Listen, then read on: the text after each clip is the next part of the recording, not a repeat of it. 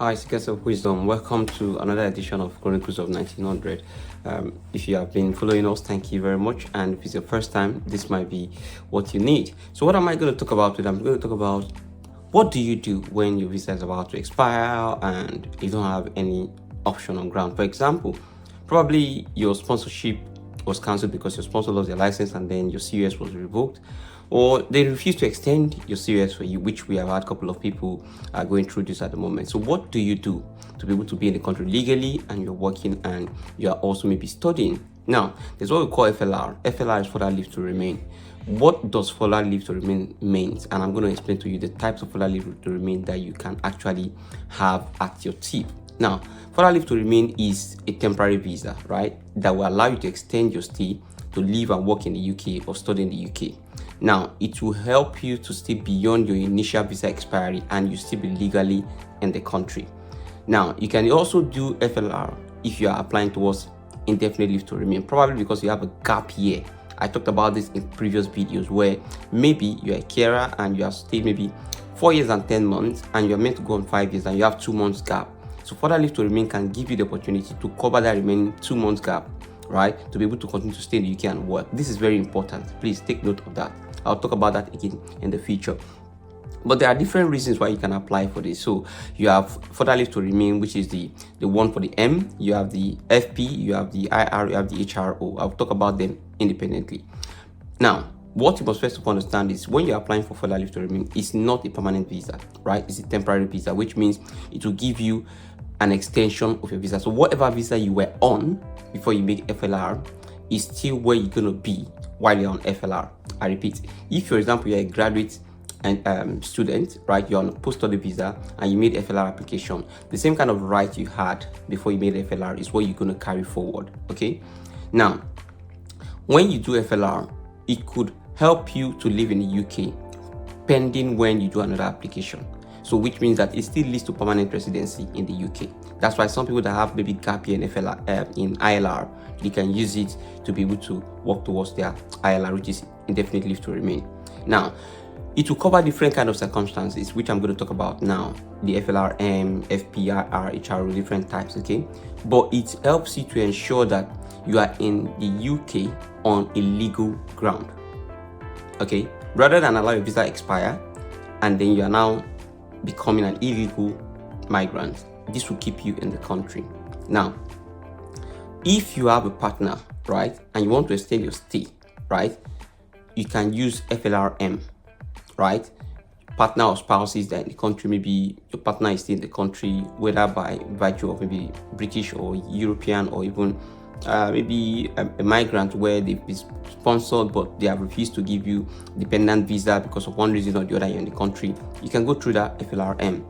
FP is where you have family life or private life. So this goes for people that have maybe you have a child in the UK, your child is British, you are married to somebody that is British but they didn't do your visa for you. All this kind of shenanigans is what you come in with, because this means that you have a private life here that you have to stay with, maybe a child that you have to look after or something like that.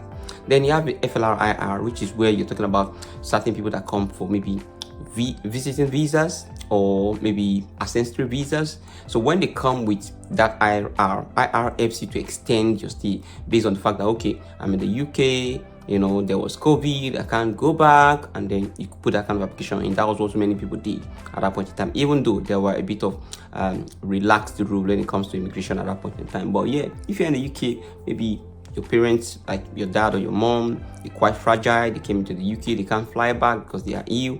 These are the things you can apply for them to keep them legal in the country so they don't become an illegal stay. And then when they go back and they want to come again in the future, they don't tell them that last time you came, you're meant to stay 6 months and then you stay 2 years.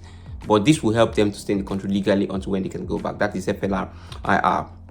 And then you have the HRO one. The HRO one is based on human rights claims, right? The HRO human rights claims is based on the fact that there are some human rights factors, right, that you can put in your visa to be able to extend your stay. And I know people have done this a lot. Now, for so many people that are on what's it called, maybe care visa or stuff like that, so many people have been able to apply using this HRO, right, to be able to keep themselves in the country pending when they will get what's it called, response from maybe their employer or something, or some people that have spouse in the country and then they've been able to stay in the country but they can't move out of the country because of maybe one thing or the other, due to maybe I've got a wife that is ill, I can't leave the country, we are waiting for sponsorship, or they've cancelled that sponsorship. They use all this a lot. Now, these applications are not free and they are not cheap.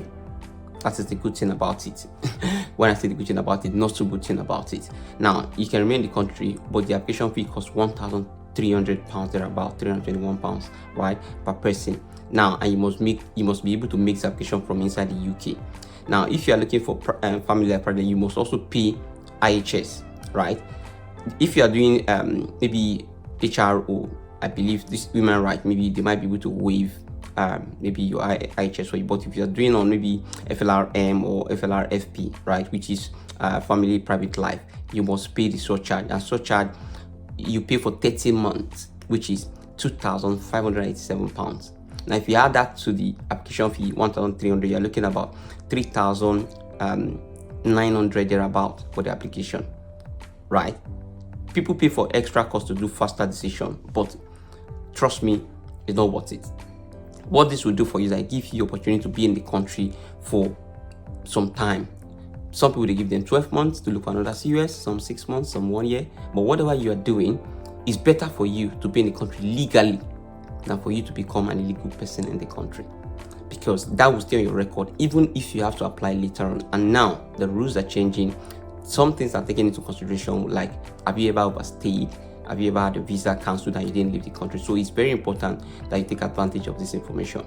I hope this have helped you. What I've talked about today is FLR, for leave to remain, when you can apply for it, how much it costs, and why you should apply for it. So please, if you have any help or you're looking for help, please reach out. I can share some information with you, where you can get all this information on gov.uk guidance.